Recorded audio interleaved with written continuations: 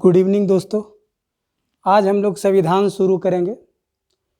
तो संविधान के तहत देखें कि संविधान की परिभाषा क्या है, फिर संविधान का संकल्पना क्या है, संविधान के पीछे का आइडियोलॉजी क्या है, संविधान हमें क्यों ज़रूरत पड़ा, संविधान का विकास कैसे हुआ। तो दोस्तों संविधान के तहत आज हम लोग देखेंगे। तो यहाँ पर जैसे कि दोस्तों आप देख सकते हो संविधान की परिभाषा, तो यहाँ पर लिखा हुआ संविधान की परिभाषा आधारभूत संकल्पना। तो इसका दो कॉन्सेप्ट है, एक अमूर्त संकल्पना और एक मूर्त संकल्पना। तो कहने का मतलब है कि संविधान का परिभाषा क्या है, सामान्य मतलब संविधान क्या है, सिंपल भाषा में, मतलब एक लेमेन में, मतलब एक आम भाषा में, एक जो गांव के लोगों को कैसे समझ में आया कि संविधान क्या है। तो थोड़ा देखते हैं दोस्तों। जैसे मान लें हम यहाँ पर लिखा हुआ है कि संविधान, उसको इंग्लिश में दोस्तों हम लोग बोलते हैं कॉन्स्टिट्यूशन। तो संविधान क्या है, तो दोस्तों आप जब भी देखोगे संविधान क्या है, तो संविधान के तहत दो संकल्पना उभर के आती है दोस्तों। इसका जो कॉन्सेप्ट है, the idea of the consti, मतलब संविधान का आइडिया में एक दोस्तों आता अमूर्त संकल्पना और एक दोस्तों आता मूर्त संकल्पना। अमूर्त संकल्पना कहने का मतलब इंग्लिश में इसको बोलते हैं अब्स्ट्रैक्ट आइडिया और इसको बोलते हैं कॉन्क्रीट आइडिया। अभी देखेंगे दोनों में क्या है। तो दोस्तों कह रहा है कि संविधान क्या है, तो संविधान क्या है इसके तहत हम लोग दो पॉइंट देखेंगे दोस्तों। एक देखेंगे कि अमूर्त संकल्पना क्या है, अब्स्ट्रैक्ट आइडिया क्या है, और एक देखेंगे कॉन्क्रीट मतलब मूर्त आइडिया क्या है। अमूर्त कहने का मतलब दोस्तों जिसको हम देख नहीं सकते, सिर्फ इमेजिन कर सकते हैं, सिर्फ हम लोग संकल्पना मन में जान सकते हैं। अमूर्त मतलब दोस्तों जिसको हम देख सकते हैं, फिजिकली टच कर सकते हैं। ऐसे समझिए कि संविधान क्या है। तो अगर मूर्त का बात करेंगे तो मान ले एक किताब है। मान ले अगर पूछा जाए कि संविधान क्या है, तो सिंपल भाषा में कोई अगर कहता है कि संविधान एक किताब है, एक मोटी सी किताब है, तो पूछा जाए किस चीज का किताब है, तो बोलेगा नियम और कानून का किताब है। मान ले अगर किसी से पूछ दिया जाए कि संविधान क्या है, तो हम बोले कि जो मूर्त आइडिया वाला है, जो कॉन्क्रीट आइडिया वाला है, कॉन्क्रीट और मूर्त कहने का मतलब जिसको देख सकते हैं, जैसे मूर्त को हम लोग देख लेते हैं, मूर्ति को देखते हैं। तो मूर्त कहने का मतलब क्या है कि एक बुक है। तो सवाल है कि बुक है तो किसका है भाई, तो नियम और कानूनों का, लॉ का, एक्ट का, रूल का, रेगुलेशन का, बाय लॉ का, सर्कुलर का। तो कहने का मतलब कि एक कानूनों का किताब है सिंपल भाषा में। तो ये क्या है, किताब है। लेकिन दोस्तों ये तो मूर्त संकल्पना हुआ, ये तो संविधान की मूर्त संकल्पना है, मतलब कॉन्क्रीट आइडिया। लेकिन ऐसा पूछा जाए अमूर्त आइडिया, इसका आइडिया आखिर संविधान क्यों आया, संविधान क्या है। तो दोस्तों अमूर्त आइडिया में अगर आप आओगे, एक तो यहां देख ले संविधान क्या है। तो अमूर्त आइडिया के तहत दोस्तों बात करोगे तो अमूर्त आइडिया में एक लाइन में अगर कहा जाए, एक वाक्य में, एक वाक्य में, एक सेंटेंस में, तो दोस्तों एक सेंटेंस में संविधान जीवन जीने का तरीका, वे ऑफ लिविंग, एकदम जो आसान भाषा में, जो साधारण व्यक्ति भी जिसे समझ सकता है। तो कहा जाए कि संविधान क्या है, तो संविधान एक जीवन जीने का तरीका है कि हम लोग अपना डे टू डे लाइफ में कैसे जीवन जिए, हमारा अपना अधिकार क्या है, हमारा कर्तव्य क्या है, राइट और ड्यूटी, लाइबिलिटी, उसके बाद देश के प्रति हमारा क्या अधिकार होना चाहिए और कर्तव्य होना चाहिए, आम नागरिक के प्रति क्या, हमारे माता पिता के प्रति क्या, आम जन समूह के प्रति क्या। तो आप डे टू डे लाइफ में जो भी करते हो, हमें चोरी नहीं करना है, किसी का मर्डर नहीं करना है, किसी का हत्या नहीं करना है, रेप नहीं करना है, हमें सभी लोगों को सम्मान करना है, रिस्पेक्ट करना है, किसी का अधिकारों का हनन नहीं करना है। मतलब आप डे टू डे लाइफ में जीवन में क्या करना और क्या नहीं करना है। मतलब आप अगर देखोगे तो यहां पर आपको समझ में आएगा दोस्तों कि यहां पर जीवन जीने का तरीका है। संविधान क्या है, तो जीवन जीने का तरीका, मतलब कहने का मतलब है वे ऑफ लिविंग। आप जीवन में कैसे जी रहे हो सारा का सारा कौन डिसाइड कर रहा है? संविधान। क्यों? क्योंकि इस संविधान के तहत आपका राइट्स मतलब आपके क्या क्या अधिकार दिए गए हैं और साथ ही साथ ड्यूटी, आपका क्या कर्तव्य है, आपका क्या दायित्व है, लायबिलिटी, ओब्लिगेशन। तो दोस्तों आपको सारे के सारे शक्तियां संविधान दिया है। तो सवाल है कि आप कैसे अच्छे तरीके से जीवन यापन कर सके ताकि आपका अधिकार का भी हनन ना हो, किसी और का भी अधिकार का हनन ना हो, साथ ही साथ आपका कर्तव्य हो। तो एक लाइन में होता है दोस्तों संविधान जीवन जीने का तरीका। तो सवाल उठता है कि क्या संविधान नहीं था? जब संविधान नहीं था तो लोग कैसे जीते थे? क्या लोग पहले जीवन नहीं जीते थे क्या? आखिर संविधान तो भारत का संविधान अगर देखा जाए तो कॉन्स्टिट्यूशन ऑफ इंडिया कब आया? कॉन्स्टिट्यूशन ऑफ इंडिया दोस्तों आया मान ले 26 जनवरी 1950। तो 26 जनवरी 1950 को हमारा संविधान इंप्लीमेंट हुआ, फुली इंप्लीमेंट हुआ। तो क्या इसके पहले लोग जीवन नहीं जीते थे क्या? संविधान नहीं था तो जीते थे, लेकिन पहले कैसे जीते थे दोस्तों? तो आप देखोगे इंडिया में पहले भी लोग जीवन जीते थे, लेकिन पहले जीवन जीने का तरीका क्या था दोस्तों? तो या तो रिलीजियस था। आप देखोगे इंडिया में क्या है? इंडिया में हिंदू है, मुस्लिम है, सिख है, ईसाई है, बौद्ध है, जैन है, क्रिश्चियनिटी है, वही जो ईसाई, उसके बाद अलग अलग ट्राइबल ग्रुप के लोग हैं, आदिवासी लोग हैं। तो दोस्तों भारत एक मल्टी कल्चर है, विविधता में एकता का जो कॉन्सेप्ट है, यूनिटी इन डाइवर्सिटी। तो इंडिया में अलग अलग जाति, अलग अलग धर्म, अलग अलग भाषा, बहुत सारे लोग रहते थे। तो दोस्तों आप देखोगे कि सभी को एक साथ रखना मुश्किल है। क्यों? क्योंकि मान ले अगर सिंपल एग्जांपल लेते, मान ले बौद्ध और जैन। बौद्ध और जैन बोलता है कि सत्य और अहिंसा। इन लोग मांस का सेवन नहीं करता है, कीड़ा को भी मारना इन लोग पसंद नहीं करता है। तो दोस्तों यहाँ अगर बौद्ध और जैन के हिसाब से अगर इंडिया में लोग जीवन जिएगा तब तो कोई लोग मांसाहारी नहीं होगा, क्योंकि मांस खाना तो बैन है बौद्ध और जैन में।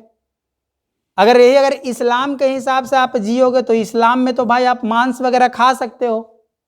हिंदुइज्म में कहा गया कि कोई भी पर्व और त्यौहार हो, आप अगर वैदिक धर्म के जीवन जियोगे तो आप कोई भी नवरात्रा हो, होली हो, दीपावली हो या फिर सरस्वती पूजा, किसी प्रकार का पूजा पाठ हो, तो दोस्तों आपको क्या करना? मांस मच्छी नहीं खाना है। या सावन चल रहा हो कि भाई सावन है तो सावन में आपको 1 महीना तक व्रत रखना है। जबकि इस्लाम में तो दोस्तों देखो कोई भी पर्व हो, ईद हो, बकरीद हो, मुहर्रम हो, तो दोस्तों मांस वगैरह का सेवन होता है, जबकि बौद्ध और जैन में अलग है। तो दोस्तों सभी धर्मों के हिसाब से जीवन आप नहीं जी पाओगे। आप अगर बौद्ध और जैन इंडिया में लागू कर दिया जाए तो इंडिया के सारे लोगों पे लागू नहीं होगा।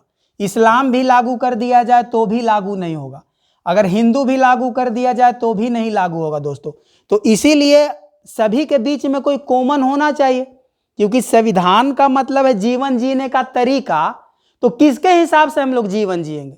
इस्लाम कानून में बहुत सारे ऐसे दोस्तों जहां पर अगर शरीयत लागू है कि चोरी करने के तहत आपको हाथ काट लिया जाएगा। अगर इस्लाम धर्म से फॉलो करोगे दोस्तों तो मान ले जैसे बोला चोरी करने का सजा हाथ काटना है। मान ले आप किसी के साथ शादी विवाह के पहले अगर किसी के साथ आप संबंध बनाते हो, प्रेम वगैरह करते हो, तो दोस्तों वहां पर इस्लाम शरीयत के हिसाब से कि पत्थर से, आप गाना एक सुनो, मेरे पत्थर कोई पत्थर से ना मारे मेरे दीवाने को। तो कहने का मतलब कि पत्थर से मार के आपका हत्या कर देगा। चोरी का सजा हाथ काटना है। तो दोस्तों हर धर्म के हिसाब से जीवन जीने का तरीका अलग हो जाएगा। इस्लाम में दोस्तों आप कहने का मतलब कि 4 विवाह अलाउ है, 4 शादी कर सकते हैं। यहां तक ब्लड रिलेशन छोड़ के आप अपने सगे, कहने का मतलब सगे को छोड़ के जैसे चचेरी या फिर फुफेरी ममेरी बहन से शादी वगैरह कर सकते हो, जबकि बाकी हिंदुइज्म वगैरह में नहीं कर सकते हो। तो दोस्तों आप देखोगे कि जैन का नियम अलग है, बौद्ध का नियम अलग है, इस्लाम का नियम अलग है, हिंदू का नियम अलग है। तो दोस्तों किसी एक नियम के हिसाब से तो इंडिया के लोग जीवन नहीं जी सकते, पॉसिबल नहीं है। आप कैसे जी सकते हो?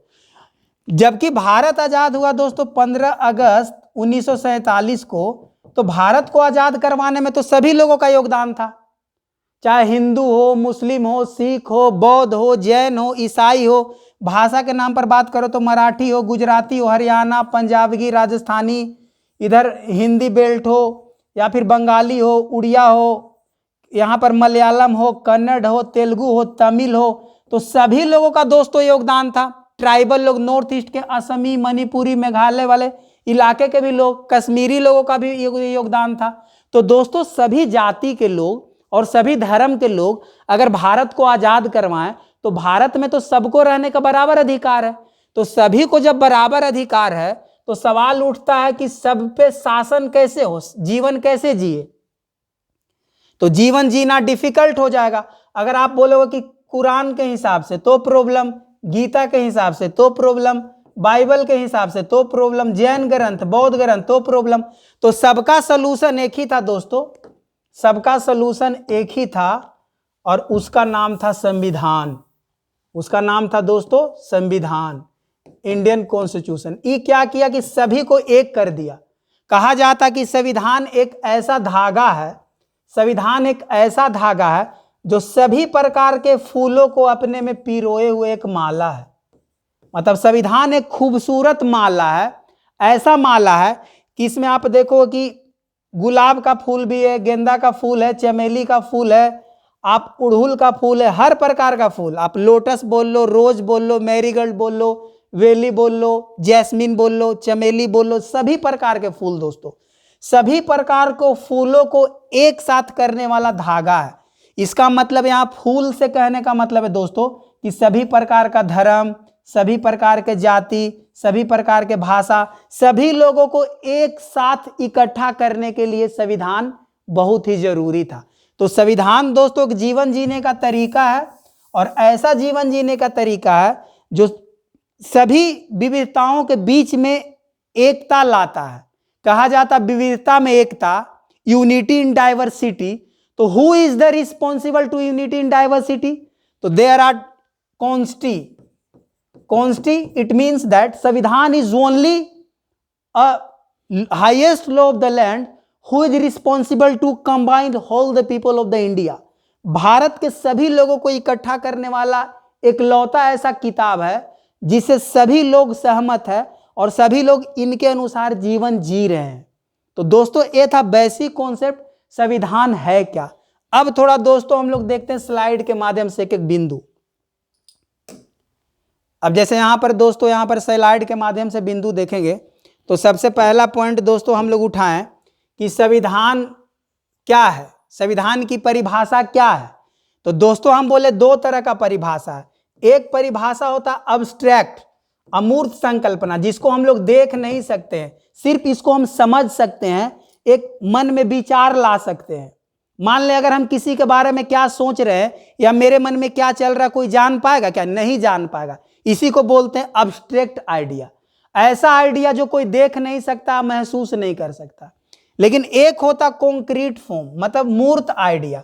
मूर्त आइडिया मतलब दिख जाएगा। कहने का मतलब संविधान क्या, मान ले एक मोटा सा ऐसा किताब हम दिखा दे, तो मोटा सा किताब दिखा दे तो कोई भी देख लेगा कि भाई इंडियन कॉन्स्टिट्यूशन का बुक है। लेकिन अगर संविधान क्या है तो कोई बता पाएगा? वही बता पाएगा जिसके मन में आइडिया है। तो जैसे मन में क्या आइडिया है, तो संविधान एक प्रकार का वे ऑफ लिविंग है, जीवन जीने का तरीका है। ये दोस्तों एक सामान्य भाषा है। बाकी जो टेक्निकल परिभाषा हम लोग देखते हैं, बाकी टेक्निकल परिभाषा दोस्तों हम लोग देखते हैं। तो यहां दो पॉइंट दोस्तों आप लोग को याद रख के चलना, संविधान की परिभाषा क्या है। तो एक है अमूर्त और एक है मूर्त। तो आज हम लोग फोकस करेंगे दोस्तों अमूर्त वाले पे। मूर्त वाला तो एक किताब है जो सब कोई देख सकता है, तो कोई ज्यादा टफ नहीं। अब दोस्तों यहां पर सवाल है, क्या है? तो संविधान जीवन जीने का तरीका है। तो बोला गया है कि क्या पहले लोग जीवन नहीं जीते थे? क्या जीते थे, पहले भी लोग जीते थे। तो किसके हिसाब से? या तो रिलीजन के हिसाब से, या तो कस्टम के हिसाब से, या तो ट्रेडिशन, या तो फैथ और बिलीव और हैबिट प्रैक्टिस। पहले भी लोग जीते थे या तो धर्म के हिसाब से, या तो कोई प्रथा था, परंपरा, आस्था, विश्वास के अनुसार जीवन जीते थे। आज भी बहुत सारे ट्राइबल इलाके में लोग अपना आस्था और विश्वास से जी रहा है। आज भी बहुत लोग धर्म के हिसाब से जीवन जीते हैं। जैसे हम लोग का शादी विवाह का कल्चर कहीं ना कहीं धर्म से गाइडेड है। जैसे पहले मान ले सती प्रथा होता था, या फिर बाल विवाह होता था, दहेज प्रथा वगैरह का कॉन्सेप्ट था, तो कहीं ना कहीं धर्म से गाइडेड था। आज जो इस्लाम में बहु विवाह का कॉन्सेप्ट है, तो कहीं ना कहीं किससे गाइडेड है? धर्म से गाइडेड है। तो या तो हम लोग जीवन यापन क्या करते थे, हम लोग को शादी विवाह से लेके रहन सहन, खान पान, पूजा पाठ के समय हम लोग क्या खाना है, क्या पहनना है, धर्म से गाइडेड था। हम लोग को शादी विवाह का कल्चर धर्म से गाइडेड था। जब किसी व्यक्ति का अगर मृत्यु हो गया तो जो दाह संस्कार वगैरह धर्म से गाइडेड था। जो जितने भी जो कार्यक्रम वगैरह कर्मकांड होते थे कि भाई इसको मुंडन करवाना है या फिर भोज करना है, तो जितना भी जो कल्चर वगैरह ट्रेडिशन वगैरह किससे गाइडेड था दोस्तों? धर्म से गाइडेड था। तो यहाँ दो पॉइंट है। पहला, अगर संविधान क्या जीवन जीने का तरीका, तो पहले भी लोग जीता था लेकिन धर्म के हिसाब से जीता था। लेकिन सवाल है कि आप धर्म के हिसाब से जियोगे तो इंडिया में तो कोई एक धर्म तो है नहीं। इंडिया एक मल्टी कल्चर है, बहुत सारे धर्म है, बहुत सारे भाषा है, बहुत सारे जाति है, बहुत सारे लोगों का परंपरा अलग है। तो सभी को एक धागा में कौन बांधेगा? तो सभी को एक धागा में दोस्तों बांधेगा संविधान। तो इसीलिए दोस्तों संविधान के हिसाब से आज इंडिया में हम लोग जीवन जीते हैं। संविधान एक ऐसा किताब है दोस्तों, तो थोड़ा सा पॉइंट आप देखोगे तो अगर हम देखना चाहेंगे दोस्तों, जैसे मान ले पहले लोग कहा मनुस्मृति, जैसे हिंदू धर्म का कहा जाता है कि प्रमुख ग्रंथ माना जाता है मनुस्मृति। तो मनुस्मृति के तहत दो लोगों जीवन यापन करता था। हिंदू वगैरह में देखोगे तो हिंदू रिलीजन का दोस्तों मेन सोर्स था मनुस्मृति। तो आप जितना भी जीवन यापन करोगे तो दोस्तों मनुस्मृति कहा जाता है कि मनुस्मृति में, लेकिन जीवन जीने का तरीका जो था महिलाओं के अगेंस्ट में था। मतलब सबको इक्वलिटी का बात नहीं था। मतलब जितना ज्यादा ताकत, जैसे पैट्रियार्की सोसाइटी, पुरुष प्रधान समाज, मतलब कहने का मतलब कि पुरुषों को ज्यादा पावर था। जैसे कहने का मतलब उत्तराधिकार कौन होगा? पुरुष होगा। दहेज कौन लेगा? पुरुष लेगा। महिला किसके यहाँ जाएगी? तो शादी के बाद पुरुष के यहाँ जाएगी। दूसरा बात, अगर पिता डेथ करेगा तो अग्नि कौन देगा? आग कौन देगा? तो बेटा देगा। तो कहीं ना कहीं दोस्तों इसमें पैट्रियार्की सोसाइटी का थोड़ा सा पुरुषों के प्रति झुकाव ज्यादा है। मतलब आप देखो कि मेल के प्रति ज्यादा थोड़ा सा झुका हुआ है। और जैसे सती प्रथा वगैरह, दहेज प्रथा वगैरह का कॉन्सेप्ट वगैरह था। तो इसीलिए देखोगे दोस्तों डॉक्टर वी.आर. अम्बेडकर जो मनुस्मृति को जला दिए थे, इनका कहना था कि इक्वलिटी और लिबर्टी के खिलाफ है। तो पहले भी लोग जीवन जीते थे, जैसे मनुस्मृति का एग्जाम्पल दिए। दूसरा दोस्तों श्रीमद् भगवत गीता, कहने का मतलब कि कर्म ही पूजा है। कर्म करने का मतलब जो आप डे टू डे लाइफ में कर रहे हो, कर्मकांड नहीं। कर्मकांड कहने का मतलब पूजा पाठ में आप ज्यादा लीन हो, यज्ञ में, बलि में, प्रथा में, दान में, दक्षिणा में, तो ये आपका कर्म नहीं है। कर्म कहने का मतलब कि आप लोगों के साथ आपका व्यवहार क्या है। आप डे टू डे लाइफ लोगों को कल्याण करना, भला करना, सत्य और अहिंसा का पालन करना, वैदिक रीति रिवाज को फॉलो करना, तो कहीं ना कहीं दोस्तों आपका कर्म ही पूजा है। तो दोस्तों गीता के अनुसार भी लोग जीवन जीता था। बाद में दोस्तों देखोगे जैसे जैन ग्रंथ बोलता सत्य और अहिंसा, काया कलश। इन लोग देखोगे दिगंबर वगैरह, तो दोस्तों आप नग्न अवस्था में रहता, उन लोगों को काया कलश, कोई मतलब लोभ मोह से एकदम मुक्त हो चुके हैं, एकदम पूरा ब्रह्मचर्य जीवन यापन करते हैं। तो दोस्तों जैन के हिसाब से भी पूरा लोग जीवन नहीं जी पाएगा। अगर इंडिया में जैन धर्म लागू कर दिया जाए कि पूरा इंडिया में जैन धर्म लगेगा, तो 1% 2% भी इसको फॉलो नहीं कर पाएंगे दोस्तों। बौद्ध धर्म के हिसाब से भी बहुत लोग नहीं फॉलो कर पाएंगे। भी सत्य अहिंसा के बात करता है।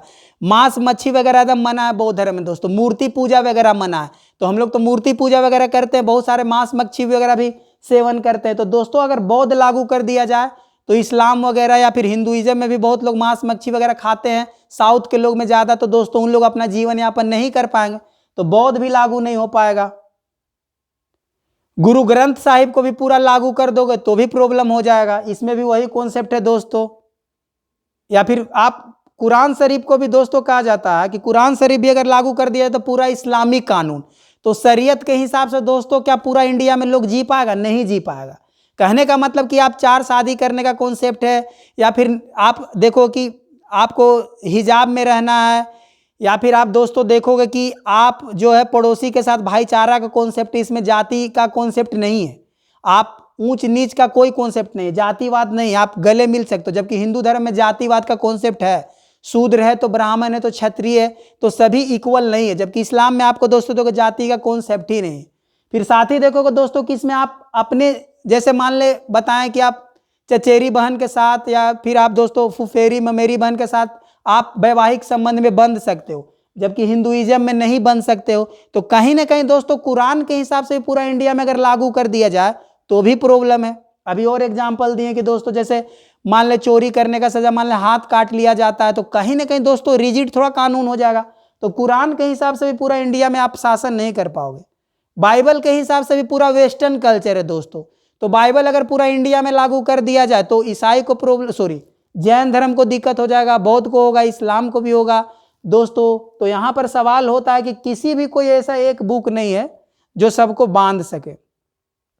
तो सबको बांधने वाला कोई एक बुक है दोस्तों? सबको बांधने वाला बस एक ही एक बुक है, एक कॉन्स्टिट्यूशन ऑफ इंडिया। ये ऐसा एक लौता किताब है जो पूरे के पूरे इंडिया को एक धागे में बांधा हो, चाहे किसी धर्म का हो, किसी जाति का हो, किसी भाषा का हो, किसी लिंग का हो, किसी जगह जन्म लिया हो, कहने का मतलब इंडिया के किसी क्षेत्र में, तो सब पर दोस्तों संविधान के हिसाब से, और सब लोग इससे सहमत है। हर एक नागरिक का क्या अधिकार होगा, क्या उसका कर्तव्य है, पूरा का पूरा किसमें दोस्तों? संविधान में लिखा हुआ। एक आम नागरिक का कितना पावर है, और राष्ट्रपति, प्रधानमंत्री, आईएएस, आईपीएस, बीडीओ, सीओ, सभी का अधिकार और पावर और लाइबिलिटी, ऑब्लिगेशन सब संविधान में लिखा हुआ। अगर दोस्तों आप संविधान को पढ़ लेते तो इंडिया का जितना भी आप ब्यूरोक्रेट हो या फिर पॉलिटिकल और कॉन्स्टिट्यूशनल पोस्ट हो, सभी का पावर आपको दोस्तों पता चल जाएगा कि आपके अंदर कितना ज़्यादा शक्ति है। तो दोस्तों सारा यही एक ऐसा किताब है जो सब पे लागू होगा और इसको सब मानने को तैयार है। तो इसके हिसाब से देखा जाए दोस्तों, संविधान एक जीवन जीने का तरीका है। संविधान के हिसाब से भारत के सभी लोग जी रहे हैं और किन्हीं को कोई आपत्ति नहीं, किन्हीं को कोई ऑब्जेक्शन नहीं है। तो दोस्तों अब थोड़ा सा यहाँ पर देखते हैं, यहाँ पर वे ऑफ लिविंग। अब यहाँ पर मेन परिभाषा में दोस्तों क्या देखेंगे?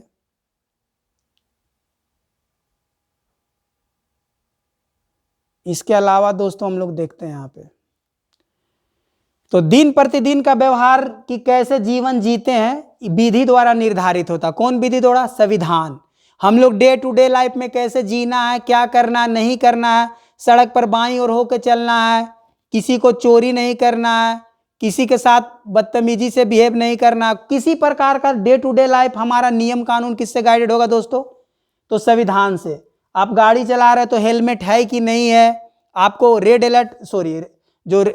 लाइन पे जो भी आपका रूल फॉलो करना हो दोस्तों, तो सारा का सारा नियम कानून इसी में दोस्तों। अब देखते हैं कि संविधान की असली परिभाषा। तो दोस्तों यहां पर लिखा है the collection of law, act, rule, regulation, norms that clarify right and duty of the people. मतलब कहने का मतलब है दोस्तों कि कह रहा कि संविधान एक ऐसा किताब है, उस किताब के तहत नियमों, कानूनों, नियंत्रण, मानदंड, संग्रह, मतलब हर प्रकार के नियम, कानून, रूल, रेगुलेशन सभी का क्या कलेक्शन है, जो डिसाइड करता है कि हर व्यक्ति को क्या उसका अधिकार है और उसका क्या कर्तव्य और क्या दायित्व है। तो एक लाइन में अगर संविधान की परिभाषा बोला जाए साधारण भाषा में, तो बोलेंगे संविधान एक ऐसा किताब है जिसमें हर प्रकार के नियम, कानून, उसके बाद उसका जो प्रथा, उसके बाद नियंत्रण, रूल, रेगुलेशन, सर्कुलर, जितने भी सारे कलेक्शन है दोस्तों किसमें है? संविधान में है। और इसी के हिसाब से हर व्यक्ति का क्या अधिकार होना चाहिए और क्या कर्तव्य होना चाहिए, क्या ड्यूटी है, क्या ऑब्लिगेशन है, सारे दोस्तों संविधान में लिखा हुआ है। तो दोस्तों एक सिंपल परिभाषा है। फिर आप कहा जाता है संविधान एक जीवंत दस्तावेज है। संविधान का दूसरा परिभाषा एक जीवंत दस्तावेज है। क्यों? क्योंकि डे टू डे लाइफ में दोस्तों हम लोग जब बदल रहे हैं तो संविधान भी तो बदलना चाहिए। जैसा भी कुछ दिन पहले कि ट्रिपल तलाक पे कानून आया, या सबरीमाल पे कानून आया, या फिर दोस्तों आप देखोगे कोरोना में जैसे 2 गज की दूरी, मास्क है जरूरी। तो जितना भी नियम कानून आया, तो हमारा सोसाइटी के साथ कानून भी बदलता है दोस्तों। आप देखोगे दोस्तों कि जब जब समाज में परिवर्तन होता है तो दोस्तों कानून में परिवर्तन होगा। जैसे पहले चाइल्ड मैरिज था, अब चाइल्ड मैरिज नहीं है, चाइल्ड लेबर था, अब चाइल्ड लेबर नहीं है। तो जैसे जैसे समाज बदलता है वैसे वैसे नियम भी बदलता है दोस्तों। तो इसीलिए इसको कहा गया है जीवंत दस्तावेज। तो अब दोस्तों अब क्या करोगे? जैसे पहले लोग दहेज लेते थे, अब दहेज लेना कानूनी जुर्म है। तो जैसे जैसे समाज बदलेगा वैसे वैसे नियम और कानून बदलेंगे। तो नियम और कानून बदलेंगे, इसीलिए इसको बोला गया संविधान एक जीवंत दस्तावेज है। Constitution is the living document. फिर दोस्तों क्या दूसरा पॉइंट है कि supreme law of the land, मतलब भारत के भूभाग कहने का मतलब दोस्तों अगर देखोगे, मान ली भारत है, तो दोस्तों ये भारत के तहत आप देखोगे तो ये भारत में सबसे बड़ा कानून कौन, हाईएस्ट कौन है, तो कॉन्स्टिट्यूशन ऑफ इंडिया है। तो बोला गया हाईएस्ट या supreme law of the land, मतलब ये जो पूरा का पूरा भूभाग है, ये पूरा का पूरा जो क्षेत्र है, इस क्षेत्र में सबसे बड़ा कानून कौन है, तो सबसे बड़ा कानून संविधान है। तो बोला गया supreme law of the land और highest law of the land तो कौन है, संविधान है दोस्तों, इससे बड़ा कोई नहीं। इसको बोला गया पेरेंटल लॉ। पेरेंटल लॉ कहने का मतलब दोस्तों कि पैतृक लॉ है, सारा लॉ इसी से निकला हुआ है, जितने लॉ का जन्म हुआ इसी से। तो हमारे यहाँ संविधान सबसे बड़ा कानून है। इसके बाद आप जितना भी जैसे दोस्तों पढ़ोगे IPC, CrPC, contract law, company law, evidence act, जितने भी नियम कानून आप पढ़ लो दोस्तों, हिंदू लॉ, मुस्लिम लॉ, जितने भी लॉ है तो सब इसके नीचे आएंगे, मतलब सब इसी से ड्राइव हुआ है। जितना भी law, all law are drive from the consti, the head law is consti and all the law, whether company law, sales and goods law, family law, IPC, CrPC, evidence, each and every law are drive from the consti, मतलब सारे नियम कानून किससे drive है दोस्तों, तो संविधान से। तो इसीलिए इसको पेरेंटल लॉ बोला गया, मतलब पैतृक, मतलब सभी कानूनों को पिता, father of the all law, जितने भी कानून हो सबके पिताजी कौन है, तो संविधान। तो इसलिए पेरेंटल लॉ भी बोला गया दोस्तों। तो अब इसमें पॉइंट में दोस्तों आप देख सकते हो, supreme law of the land, फिर highest law of the land, मतलब इस पृथ्वी, इस मतलब कहने का मतलब कि भारत जो भूभाग है, यहां पर भूभाग और लैंड कहने का मतलब भारत, तो भारत के अंदर में सबसे बड़ा law, supreme law, highest law वही है। फिर दोस्तों basic law of the land, मतलब मूलभूत, मेन जड़ कौन है, आधार कौन है, फाउंडेशन कौन है, फंडामेंटल कौन है, तो सारा फंडामेंटल कौन है दोस्तों, कॉन्स्टी है। तो इसीलिए भी बोला गया basic law of the land. किसी भी भूभाग की अवधारणा, मतलब किसी भी भूभाग में बेसिक बोल लो, फंडामेंटल बोल लो, आधारभूत बोल लो, मूलभूत बोल लो, फाउंडेशन बोल लो, तो दोस्तों कौन है, तो संविधान है। फिर पेरेंटल लॉ के बारे में ऑलरेडी डिस्कस कर दिए दोस्तों, तो पेरेंटल लॉ। तो दोस्तों यहां पर आज इतना ही देखेंगे कि भाई आखिर हमारा संविधान क्या था, तो संविधान की परिभाषा था। अब दोस्तों यहां पर देखेंगे कि आखिर संविधान की आवश्यकता क्यों हुई। तो हम बोले कि संविधान का जरूरत इसलिए था क्योंकि पहले लोग धर्म के हिसाब से जीवन जीते थे, तो धर्म के हिसाब से तो जीवन जीना डिफिकल्ट था, किसी एक धर्म को पूरा इंडिया पे तो लागू नहीं कर सकते थे, तो इसीलिए संविधान होना जरूरी है।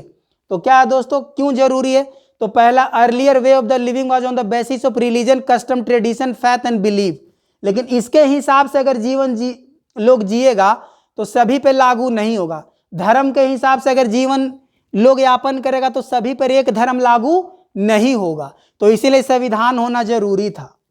और क्यों जरूरी है दोस्तों, रूल ऑफ द लॉ। पहले आप देखोगे संविधान के पहले या तो धर्म का शासन था या तो राजा का शासन था। तो राजतंत्र में दोस्तों पढ़ोगे राजा का शासन था और धर्म तंत्र में धर्म का शासन था, तो उससे ज्यादा अच्छा क्या हो गया, विधि का शासन, रूल ऑफ द लॉ। तो रूल ऑफ द लॉ मतलब संविधान का शासन। तो दोस्तों संविधान का शासन के लिए संविधान जरूरी था। और कोई भी लोग, अगर जब मोनार्की था, जब राजतंत्र था, तब तो आप राजा के हिसाब से जीवन जियोगे, लेकिन लोकतंत्र में आप राजा के हिसाब से जीवन नहीं जियोगे, क्योंकि लोकतंत्र में सभी लोगों का अधिकार है। For the people, of the people, by the people, जनता के द्वारा, जनता के लिए, जनता का शासन। तो जनता के लिए दोस्तों सबसे आसान है संविधान, क्योंकि संविधान के हिसाब से ही आप डेमोक्रेसी ला सकते हो, बाकी दूसरा कोई अल्टरनेटिव नहीं है। फिर जो लॉ एंड ऑर्डर कैसे मेंटेन होगा दोस्तों, तो लॉ एंड ऑर्डर मेंटेन करने के लिए भी संविधान जरूरी है, क्योंकि जितने भी पुलिस, आईएएस हो, आईपीएस हो, कांस्टेबल हो, दरोगा हो, आईजी, डीआईजी, डीजीपी, कुछ भी होम मिनिस्ट्री तक, प्रधानमंत्री से राष्ट्रपति तक सारा का सारा शक्ति का निर्धारण है। हाई कोर्ट से डिस्ट्रिक्ट कोर्ट से सुप्रीम कोर्ट, कहीं भी बात करो दोस्तों, तो सभी का जो नियम और कानून किस में डिफाइन है, संविधान में। तो इसीलिए कह रहा तुम maintain law and order. Law and order maintain करने के लिए भी संविधान जरूरी है दोस्तों। फिर और क्या दोस्तों, मेंटेन यूनिटी एंड डाइवर्सिटी, क्योंकि हम क्या बताएं, संविधान ही एक ऐसा किताब है जो सभी लोगों को इकट्ठा कर सकता है। सभी फूलों को पिरोने वाला एकमात्र धागा कौन है, संविधान। तो इसीलिए maintain unity and diversity of the country. फिर प्रोटेक्ट इंडिविजुअल, हर व्यक्ति का, जैसे मेरे अंदर मेरा स्वतंत्रता, मेरा समानता, मेरा right to privacy, right to religious, आपको बोलने का आज़ादी, आपको घूमने का आज़ादी, कहीं भी जॉब करने का आज़ादी, हर प्रकार की स्वतंत्रता, समानता, धार्मिक अधिकार, सब दोस्तों किस में दिया हुआ है, संविधान में। तो इसीलिए कह रहा protect right of the individual, किसी भी व्यक्ति का जो अधिकार है इसी से गाइडेड है। फिर दोस्तों कि अगर जैसे कहा जाता है कि अगर कोई प्रधानमंत्री, राष्ट्रपति अपना मनमानी करने लगे दोस्तों, तो यहां पर हो जाता है क्या, अनार्किज्म हो जाएगा। राज अपने शक्तियों का मिसयूज ना करे, इसके लिए संविधान है। जैसे एग्जाम्पल दोगे, कहा जाता है कि 1975 में इंदिरा गांधी क्या की थी कि अपना शक्ति का मिसयूज की थी, तो कहीं ना कहीं अनार्किज्म का कॉन्सेप्ट था। कहा गया कि इमरजेंसी में लोगों को मूल अधिकारों को हनन कर दिया। तो दोस्तों कैसे पता चला, तो संविधान से पता चला कि इंदिरा गांधी प्रधानमंत्री थी, लेकिन प्रधानमंत्री को इतना पावर नहीं है कि आप किसी प्रकार से भी आप इमरजेंसी लगा के और आर्टिकल 21 और 20 का वायलेट कर दो। तो दोस्तों कहीं ना कहीं स्टेट अपना पावर का मिसयूज ना करे, अनार्किज्म ना करे, इसलिए भी संविधान जरूरी है। तो दोस्तों आज के लिए हम लोग इतना ही पढ़ें, आज के लिए इतना ही दोस्तों रहने देते हैं, बाकी नेक्स्ट क्लास में हम लोग देख लेंगे। तो आज दोस्तों हम लोग क्या पढ़े, तो थोड़ा सा रिवीजन कर लिए कि संविधान क्या है। तो संविधान क्या कहता है दोस्तों, देखिए एक देखे अमूर्त परिभाषा और एक देखे मूर्त परिभाषा। फिर देखे कि संविधान क्यों जरूरी है। तो देखे कि संविधान जीवन जीने का तरीका था, तो पहले लोग धर्म और बाद में संविधान। तो दोस्तों आज के लिए इतना ही। अगर वीडियो अच्छा लगा हो तो लाइक, कमेंट, सब्सक्राइब करिए ताकि मुझे मोटिवेशन मिल सके और आपको लिए वीडियो बना सके। बहुत बहुत धन्यवाद दोस्तों।